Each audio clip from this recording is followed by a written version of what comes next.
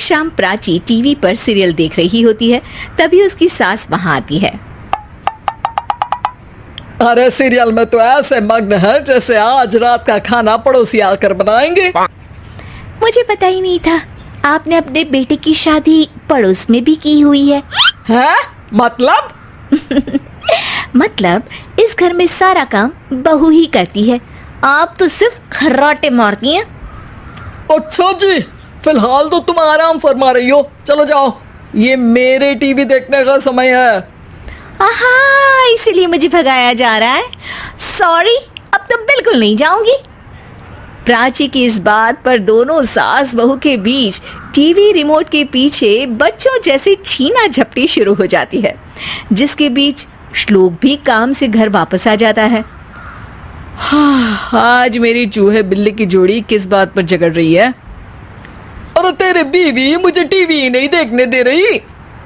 अरे तुम्हारी मम्मी मुझे खाना बनाने के लिए फोर्स कर रही है। अरे वाह, ऐसे बेतुके रीजन पर तो बच्चे भी झगड़ा नहीं करते। अरे मुझे कुछ मत बोल, सब इसने ही शुरू किया है। हाँ हाँ, जैसे आप तो बहुत दूध की धूली है ना। अरे बस, दोनों चुप। प्राची जाओ, खाने की तैयारी करो। और माँ तुम छोड़ो, तुम्हें क्या बोलूं, शांति से अपना सीरियल देखो, मुझे दोबारा लड़ने की आवाज सुनाई नहीं देनी चाहिए। ऐसा बोलकर श्लोक वहां से चला जाता है, जिसके पीछे पीछे प्राची भी कुछ न कुछ बड़बड़ाते हुए रसोई में चली जाती है। हाँ हाँ, सासू जी को तो कुछ बोलेंगे ही नहीं, बस मुझ पर ही हुक्म चलता है, खाना बनाओ, जैसे मैं इनके घर में खाना बनाने के लिए आई हूँ। इसी तरह शाम बीतती है और रात को श्लोक और प्राची की सास खाना खाकर सोने चले जाते हैं, लेकिन प्राची गुस्से में कुछ खाए बिना काम में ही लगी रहती है। इस घर में किसी को घंटा फिक्र नहीं पड़ता, मैं खाऊं या भूखी रहूं। प्राची कुछ देर के लिए रसोई से बाहर जाती है और जैसे ही वापस आती है तो वहां दूध का भरा ग्लास देखकर हैरान रह जाती है। फिक्र पूरी है, बस दिखाना नहीं है। प्राची दूध पीकर सोने चली जाती है और अगली सुबह एक बार फिर सास बहू का कार्टून नेटवर्क स्टार्ट हो जाता है। ये तुमने ही किया है। अरे अजीब जबरदस्ती है, मैं बोल रही हूँ मैंने कुछ नहीं किया। दोनों ने मिलकर पूरे घर को पागल खाना बनाया हुआ है। यहाँ कोई नॉर्मल इंसान तो रह ही नहीं सकता, इसीलिए अब पड़ोसी क्या रिश्तेदार भी घर आने से कतराते हैं।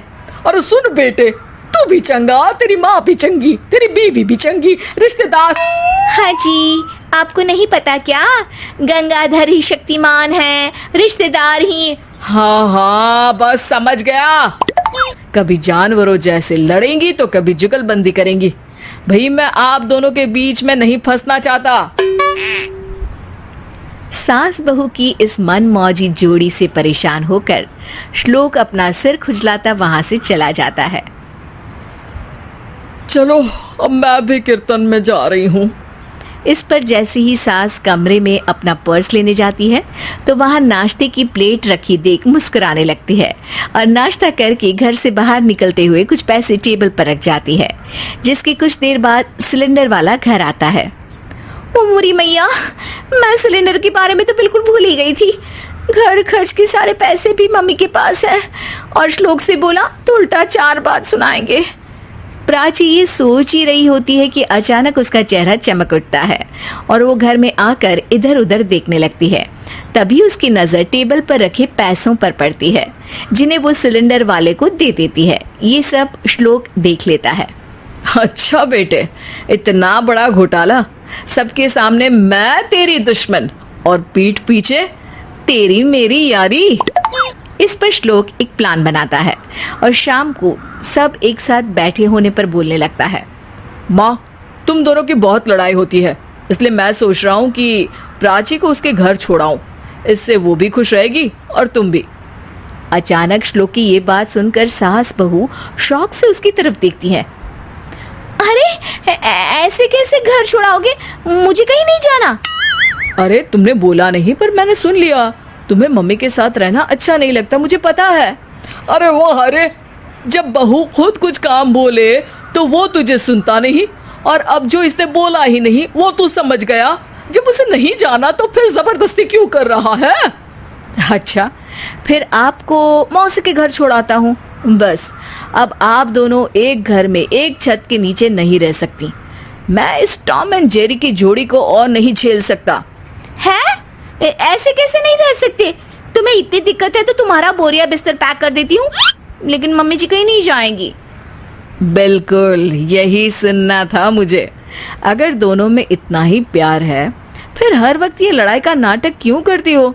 देखा मैंने कैसे माँ किचन में दूध रखती है और तुम उनके लिए कमरे में नाश्ता रखती हो, और कैसे वो पहले ही तुम्हारी दिक्कत समझकर घर में पैसे रखकर बाहर जाती है। अरे भाई, इतना ड्रामा तो डेली सोप में भी नहीं होता जितना तुम दोनों ने इस घर में फैलाया हुआ है। तू हमें टॉम एंड जेरी बोलता है ना, तो याद कर वो दोनों भी एक दूसरे को बाहर वालों की बुरी नजर से बचाने के लिए हमेशा सबके सामने लड़ते थे, लेकिन अकेले में दिक्कत के समय मदद भी तो करते थे। बस हमारा रिश्ता भी कुछ ऐसा ही है। और वैसे भी अगर सास बहू में तू मैं नहीं होती तो दुनिया वालों को कहानियां कैसे मिलेंगी?